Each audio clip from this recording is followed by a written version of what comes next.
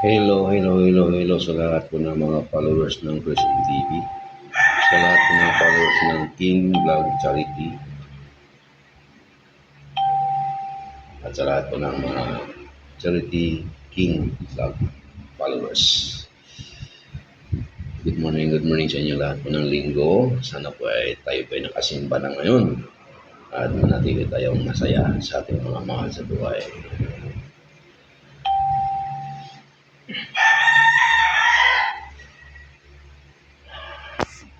Sa dating po na halalan, huwag po natin kalimutan, pumili ng maayos na iupo nating bayan. O ihalal natin ang may mga pusong mamon na maghandang maglingkod, maghirap, dumamay sa kapwa nating mga mahirap na kababayan. Huwag po natin kaligtaan na sila po ay ilagay natin sa ating lipunan upang manilbihan sa kanilang nasakupan lalawigan. Huwag po tayo magpadala sa anumang mga mensahe ng kanilang malatamis na dula. Nakaupo na ay nakakalimutan na kanilang mga pangako sa kanilang nasakupang lalawigan. Lalo po sa ating paghalal sa ating mga senador, huwag po natin kalimutan, pumili ng maayos. Huwag tayo magpadala ng pera na maaaring bubulag sa atin sa katotohanan. No? Huwag po natin kalimutan na ating dangal ay hindi kayang bayaran anumang halaga. Kung ito rin naman sa bandang huli ay aanihin natin ang kahirapan ng pamumuhay ng bawat Pilipino. Ipagpatuloy po natin ang ating pagmamatyag sa mga ibubuto natin sa ating halalan. Piliin mabuti ang ating ibubuto, no? At huwag tayong magpadala sa pera na maaaring bubulag sa ating mga mata. Maiupo lang sila sa kanilang upuang kay hayahayang kanilang buhay. Manatili po tayong magtapat at maglingkod sa bayan. Yan po ang ating pipiliin sa dating halalan. Huwag din magpadala sa pera na maaring maging sakit lang ang ating maranasan pagdating ng kanilang maluklok na sa ating lipunan. Shout out po sa lahat ng mga vloggers na may mga pusong mamon. Patuloy lang mga kaibigan sa inyong paglingkod sa ating kapwang mahirap. Huwag po niyong kalimutan, tumulong o anumang bagay na may abot natin sa ating kapwa. Gawin natin. Sa lahat. Ingatan ang ating mga pamumuhay-muhay araw-araw. Ito po si King Charity Vlog, mga kabiyaya, muling nagpapakita sa inyo upang makatulong sa dating na halalan. Paalala lang po sa ating mga butante na mga kaibigan, mga kapwa ating Pilipino, mga OFW, mga yun nagpapahirap sa iba-ibang lugar ng buong mundo. Mabigyan na ng magandang buhay ang kanilang mga mahal sa buhay na nandito sa Pilipinas. Kaya huwag po natin huwag natin kalimutan.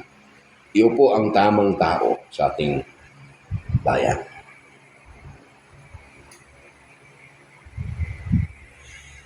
Para wala po tayong pagsisihan sa huli. Wala tayong pangakong inasahan ng bawat politiko. Hindi na po tayo mga budol sa kanilang mga pangako. Piliin mabuti.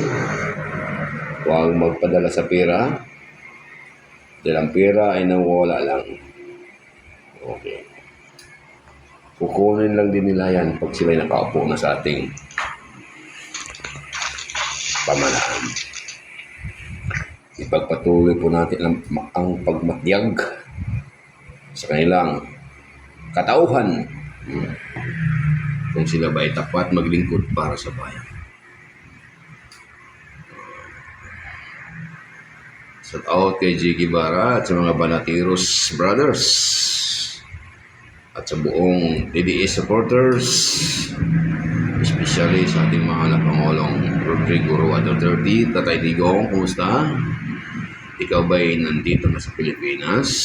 Marami pong nagtatanong, marami pong nagmamatiyag at nananabik sa iyong pagbabalik.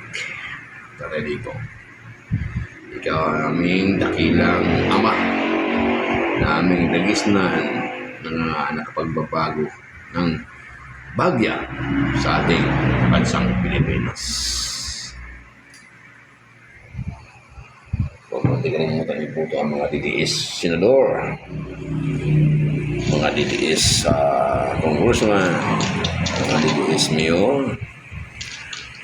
Kahit sino po, piliin lang po natin ang ating ilok-lok sa ating lipunan. Para po hindi na po tayo magsisi at magbudol sa bandang huli.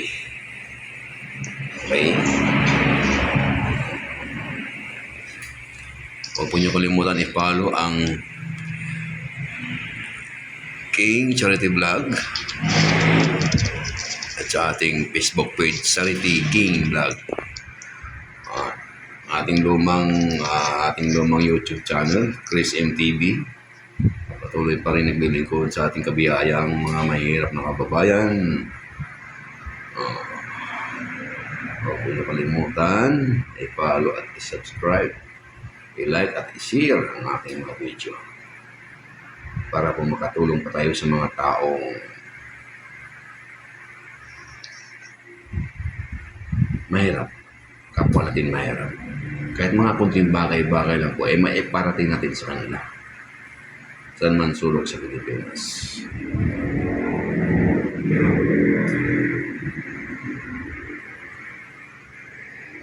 Yan po ang hiling ko po sa inyo lahat. Mapagmatyag po tayo sa darating na halalan. Huwag po tayo magpadala sa matatamis ng dila na maaaring bubulag sa ating isipan.